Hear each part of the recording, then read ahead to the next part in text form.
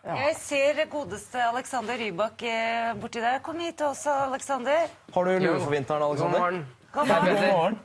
Hei, Signe. Hei, så Nå hyggelig. fikk jeg sånn vondt i, fikk jeg krampe i foten. Hei på deg, Marianne Jantegård. Du er jo veldig trendy i strikk, da. Du trenger bare... Ok, det går bra. Du vet hva, den lua her, Jeg henter.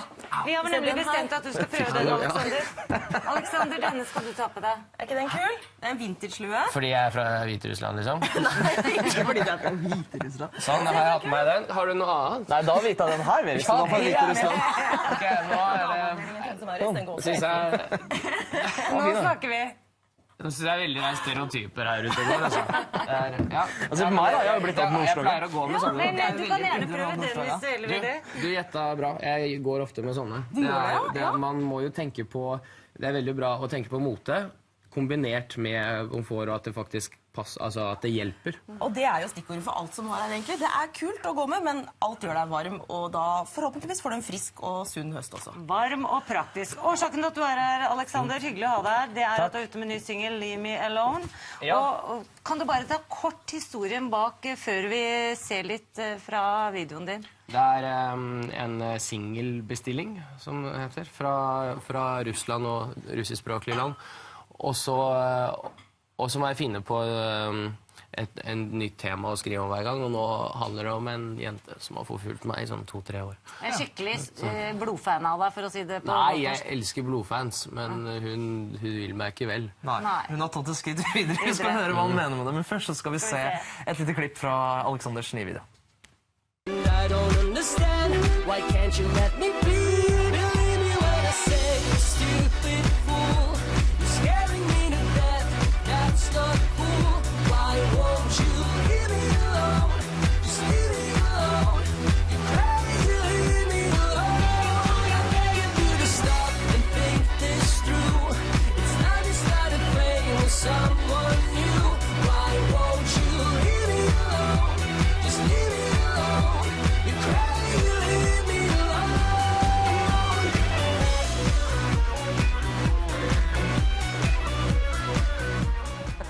Alexander Rybak på Galehus. Hun dama som sto bak der, det er ikke henne. Nei, men det er sånn kompliment til hun som forfulgte meg. Fordi jeg er sikker på at hun også ser helt ok ut, men i hodet mitt så ser det ut som en vrengt sokk, liksom. Fordi hun har jo påvirket meg så mye, ikke sant? Men du har jo vært en del av henne, holdt jeg på å si. Du har jo tatt henne på alvor, eller hva jeg skal si. Jeg har i hvert fall snudd situasjonen til noe kreativt, som jeg ofte gjør. Hva har du gjort for noe? Jeg har laget en sang. Ja. Men jeg leste, eller du sa vel selv på TV 2 også, at for å hjelpe henne litt, i og med at hun kanskje ikke har det sånn kjempebra, så har du også av og til snakket med henne, svart på samtaler. Ja, altså det første året så har jeg jo prøvd å følge de rådene som man får, da, og ikke ha noe som helst kontakt eller sånn. Det var gøy å holde på i et år, men så skjønte jeg jo at det ikke ga seg, og skiftet nummer. Hun fant det nummeret, så da begynte jeg å prøve andre metoder, da. Er det bare henne, for dette er en jente fra Israel, er det bare henne, eller har du andre fans som er kanskje i overkant pågående? Nei, vanligvis har jeg ikke opplevd sånn, altså. Det er koselig hvis folk kommer på døra og gir meg en bamse, liksom. Det er i små doser, men så... Men du har altså, er det 800 000 venner på Facebook? Ja. Det er jo helt Nei, ja, på sosiale medier totalt sett. Snart 500 000 på Facebook, da er jeg fornøyd. Men 800 000 på sosiale medier, det er jo ganske enormt. Ja, jeg er fornøyd. Det er liksom, sånn som nå da, nå våkner jeg som alltid, og enten så kan jeg begynne å spørre meg selv, ok, er det her verdt, vil jeg gjøre det her? Ja. Fordi det gjør vi jo alle nesten, ikke sant? Vi stiller alltid spørsmål ved tilværelsen vår, og liksom, vil jeg fortsette å eksperimentere med musikk, provosere, aldri ha den tryggheten?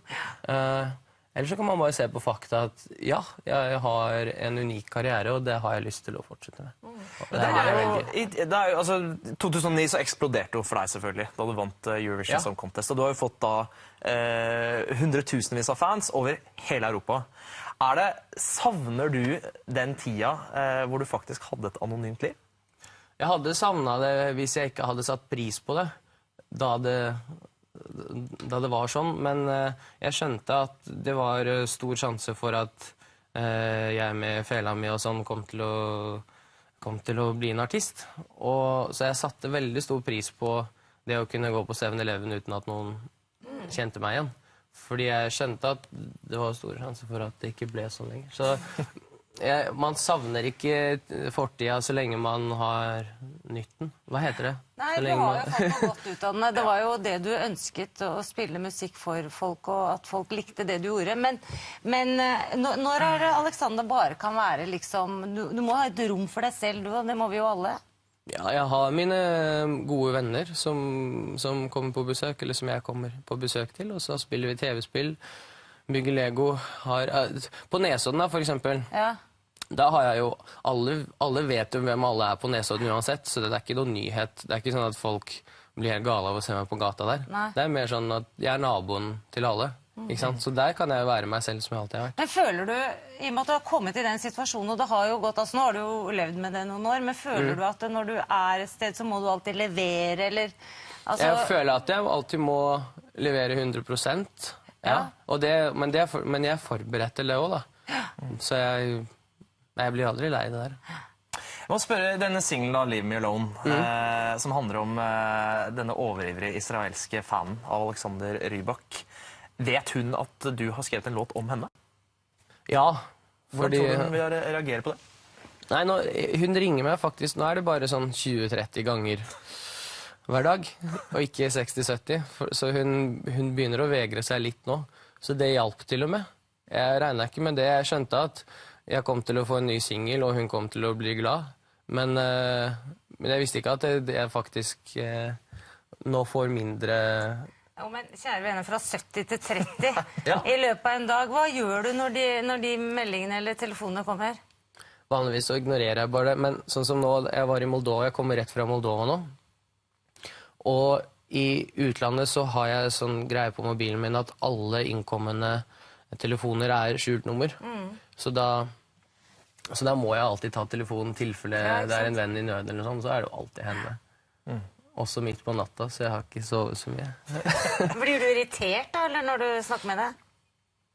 Ja, nei, jeg bare legger på. Jeg sier ingenting. Altså, som mamma sier, har man ikke noe godt å si, så sier man ingenting.